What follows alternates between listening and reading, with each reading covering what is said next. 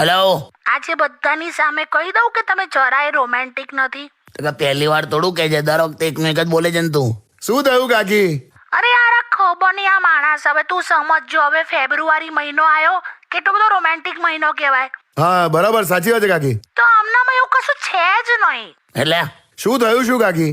હવે તું જો, હવે ગઈકાલે છે ને અમે અગાસીમાં ગયા. એકદમ આમ મસ્ત આવો શિયાળો હોય, મસ્ત આપણે અગાસીમાં ગયા હોય, એટલા સરસ બધા તારા દેખાતા હતા ઉપર.